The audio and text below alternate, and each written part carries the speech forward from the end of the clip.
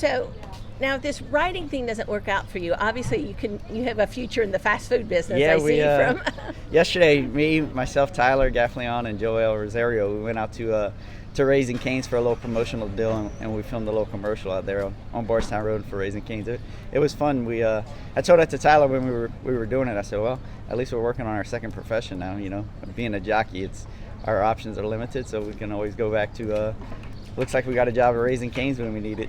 Well, as somebody that started out their work life working for Burger Queen back when that train existed, keep your day job. Yeah. It's probably a little easier. Those guys, I witnessed it yesterday, so those guys work pretty hard for what they do.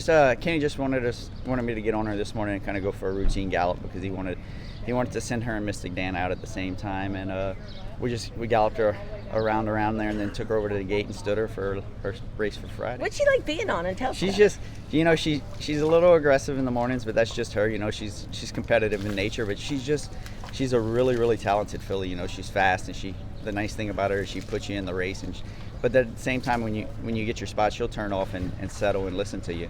And she's just one of those special rare fillies where she's just naturally fast and just overly talented, really more than anything.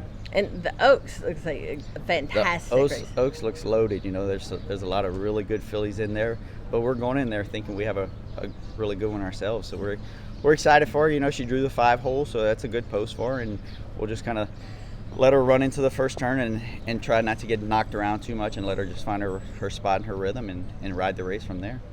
Mystik Dan looks like a real honest horse, and if it would rain and the slop, and the way you won the Southwest. But how does he was third in the Arkansas Derby, how does he make up the distance on some of these other horses? If you go back and watch the Arkansas Derby closely, we had a really, really tough trip around the first turn because the horse right to our inside, he got aggressive and he actually bolted pretty much, and he knocked us hard sideways. I mean, the horse's head ended up hitting me in the shoulder, and it's kind of hard to see if you watch it the first time around, but if you go back and watch the replay, Mystik Dan got knocked pretty hard sideways, and he went from like just 4 or 5 lengths off of the lead to he dropped back, like he lost like 7 or 8 lengths coming around out the first turn.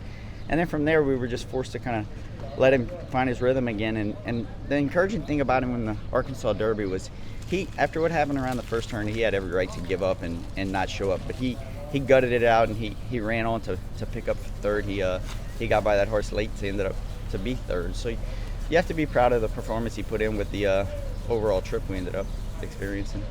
You do a lot of homework for your races, and the entries have been out a couple of days. Have you had a chance to look at the, assess the speed and see what you might be? I've looked at it a little bit, and there's with Dornack in the 1 hole, he's got a little speed to him, and the 2 horses right to our inside and outside, they're more of a come from behind horses. So we're hoping that we can just leave there in good order from the 3 hole and work out a trip down on the inside and just hopefully kind of get the same race we had back in the Southwest with him.